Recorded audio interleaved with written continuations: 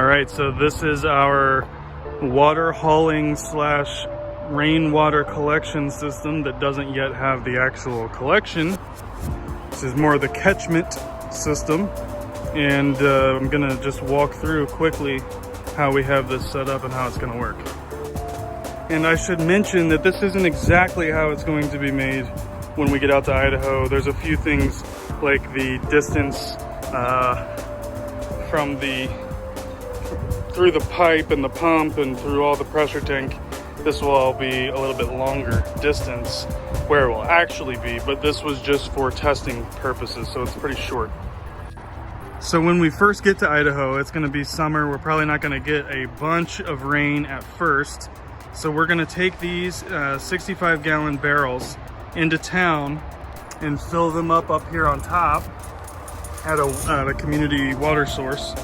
And then this here is actually a connector that will connect into a transfer pump so that when we bring it back up the mountain, we'll be able to connect this through a little 3.3 gallon per minute transfer pump that will suck the water out of the barrel and into these big food grade IBC totes, which carry about 275 gallons a piece.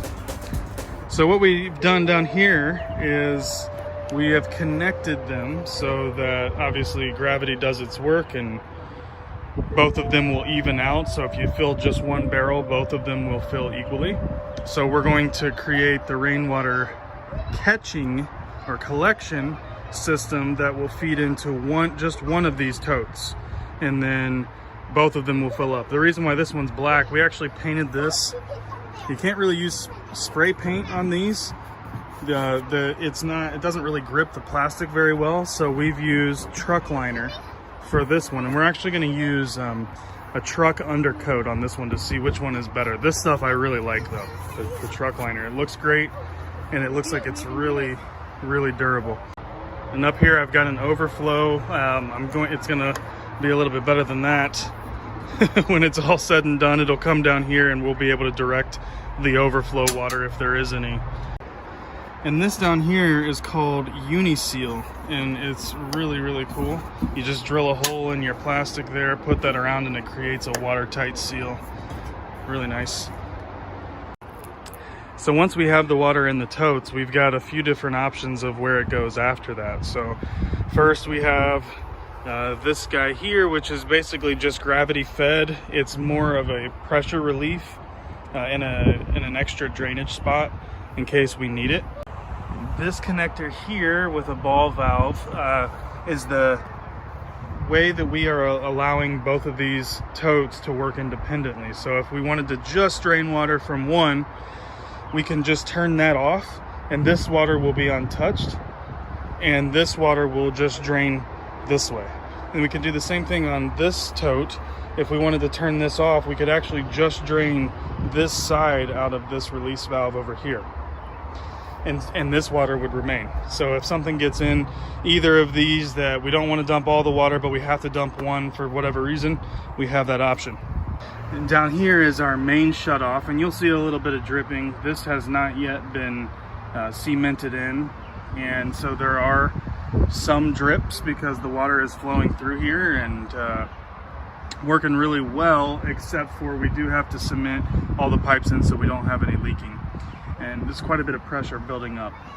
So this here, when we need to, we can just run over in case there's some kind of issue with the pump. We just run over and shut this off. That's our main shutoff valve.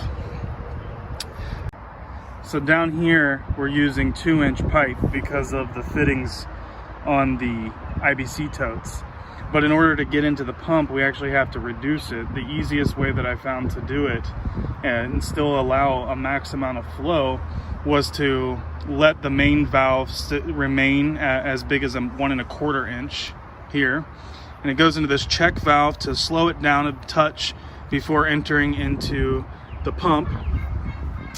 And this, which is not yet secure as you can see, is a 1 1/4 inch to 3/4 inch threaded bushing.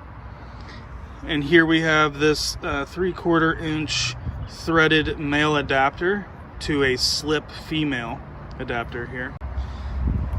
This is a 3/4 inch PVC, and that's heading into this, which is it is a 3/4 inch female slip to a 1 inch male threaded adapter. And that's how we're connecting into our pump. This is an Acquire 1 horsepower, 11.1, I believe, gallons per minute pump. And this pump you can use as a well pump for wells as deep as 30 feet to 80 feet. Obviously, we're just sucking it from right here, so we should have plenty of power to get this water pulled out of those barrels pretty quickly and into the remaining water system. So here we've got the water comes in, and then it goes through the pump and comes up through this threaded 1 inch to 3/4 inch. So that's a 1 inch threaded male to a 3/4 inch slip connector, male adapter.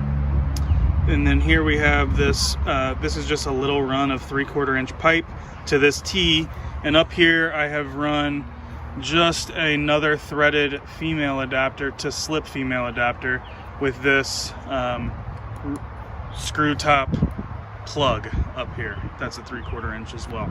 I'm running here 3/4 inch over to this elbow, and really the rest of the piping is 3/4 inch until we get over to the flex tube over there. And so once the water comes out, we have a place to release any pressure that we need to right here at this release valve. And then we have the water will run in through this T into the pressure tank here. This is a 35 gallon, 100 PSI pressure tank by Flowtech. After that, it goes through this little pressure gauge we have here and up to this spigot. So we've actually run an extra spigot here that is prior to the filtration system, just so we can run water to the garden or anything like that we don't have to necessarily run through our filters. So down here we have the reverse osmosis 5-step water filter system by APEC Water. It's the ROES 50.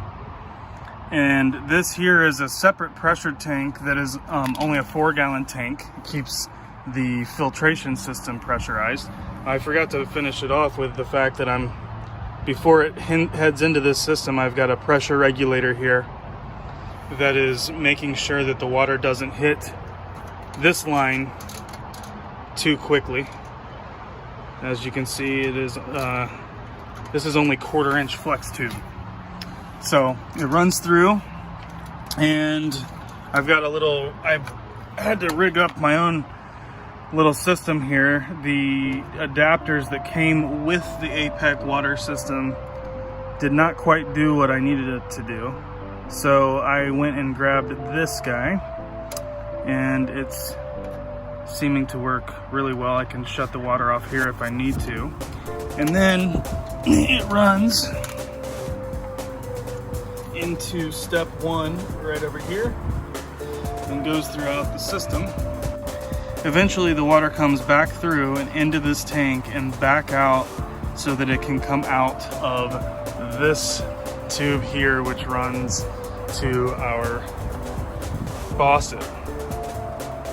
And this is a utility tank that we got for like 40 bucks from someone on Craigslist. A lot of this stuff was not as expensive as you might think, and is definitely going to make our experience living in a spot for a couple of months out in Idaho, where we don't have access to a lot of water, we don't have the ability to drill a well right now because of how expensive it is. Up in the mountains, we're at 3,000 feet. So we are figuring this out, and we're not 100% sure it's gonna work just yet. So I'll keep everyone updated if this changes, because I think there's gonna be a lot of iterations of this. But so far we have been able to test. Water does run throughout the system. The pump is plenty powerful. The pressure tank is working as it should so far. So I'm hoping that we're almost there.